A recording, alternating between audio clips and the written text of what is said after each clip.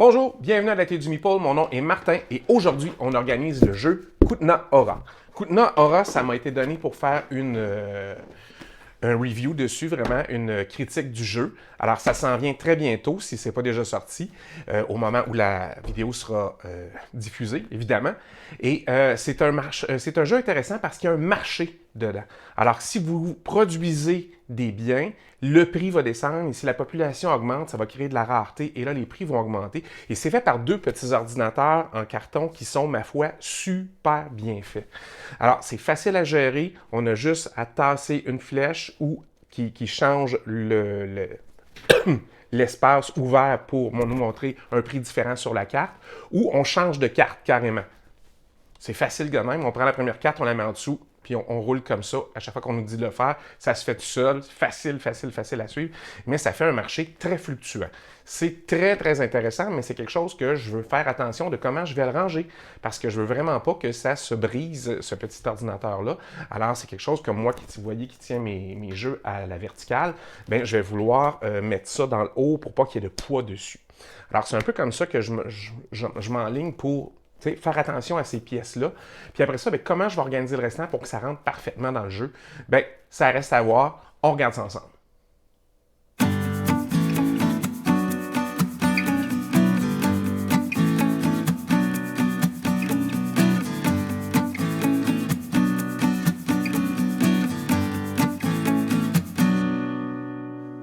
Alors, qu'est-ce qu'il y a dans la boîte de Kutna Aura? C'est une copie d'illustrateur que j'ai eu pour en faire une critique. Vous avez évidemment les livres de règles et vous avez beaucoup de matériel. Alors, j'avais mis une petite boîte comme ça pour commencer à prendre des mesures. Puis je me suis dit, tiens, regardons avant ce qu'il y a dans la boîte. Alors, vous avez un plateau comme ça pour mettre à côté du plateau principal pour le déroulement du jeu selon les manches.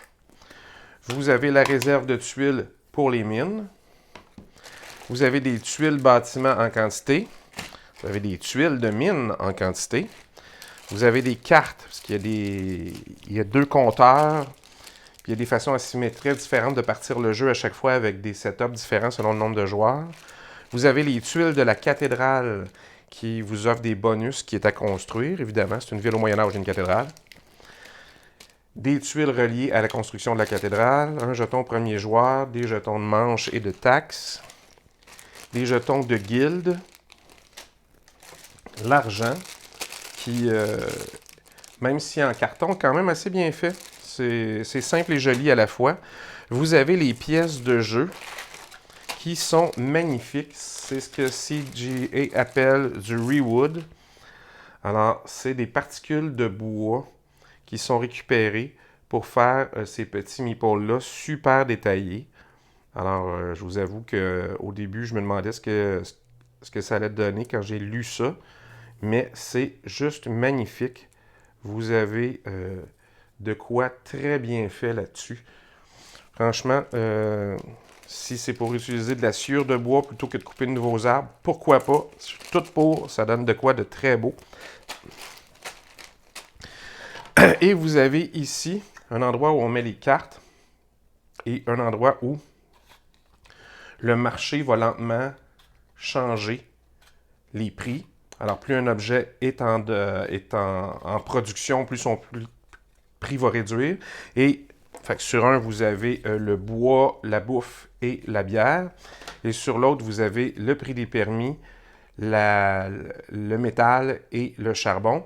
Alors, c'est des petites cartes que vous glissez et ça change les chiffres qui sont visibles. Alors, c'est quand même super bien fait et ça permet d'avoir un marché très dynamique. C'est-à-dire que quand vous produisez du minerai, bien, ça fait descendre le prix du minerai. Puis les prix vont augmenter juste le jour où la population va augmenter dans le jeu. C'est super bien pensé.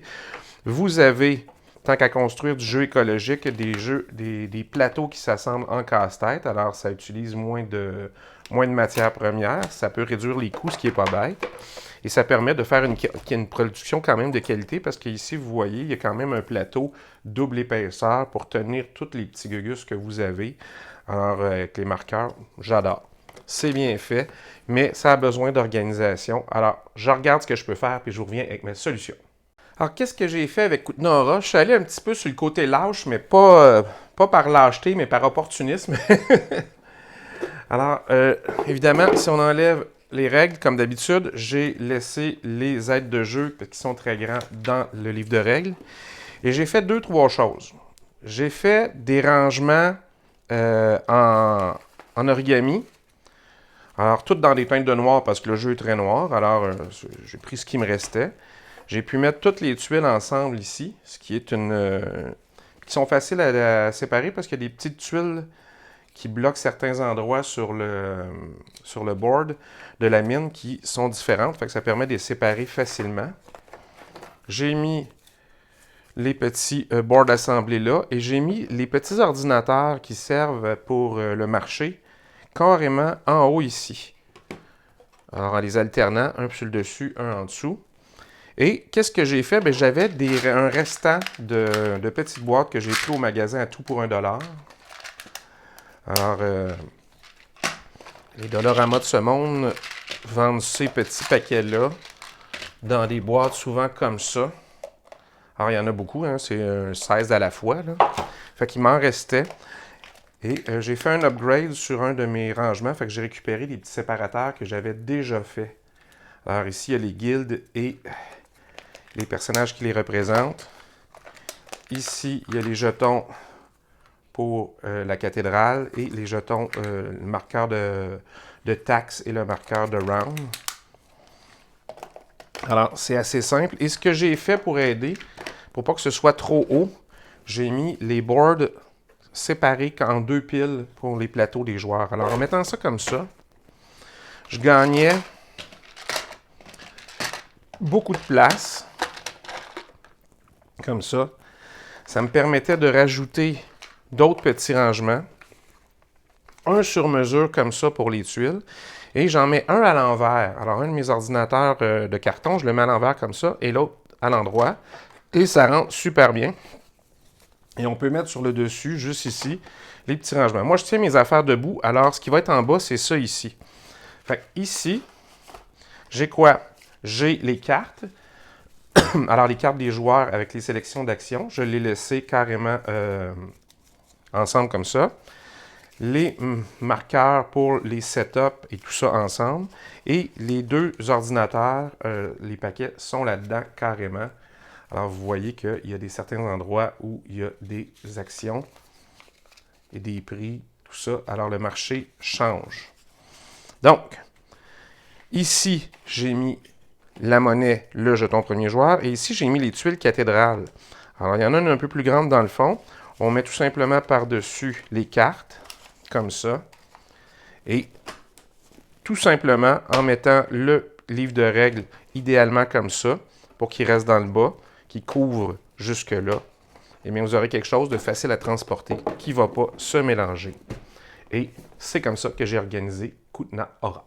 Alors, vous avez vu, Kootenai Aura, je ne me suis pas cassé la tête, j'avais des restants de petites boîtes de plastique, autant les passer. Ça protège très bien les jetons des joueurs quand il y en a beaucoup. J'ai fait la même chose dans le jeu Barcelona. J'avais récupéré ces choses-là parce qu'il y avait énormément de jetons pour chaque joueur. Et dans Barcelona, ça remplissait la petite boîte au complet. Là, c'est aux 2/3 plein, chaque petite boîte. Alors, c'est parfait pour ça. Et puis, je m'en suis servi de 2 autres dans lesquels j'ai mis des séparateurs pour mettre des trucs qui sont en plus petite quantité. Ça fonctionne bien, ces choses-là, mais vous avez vu, c'est pas toujours suffisant. Il faut compenser par d'autres rangements.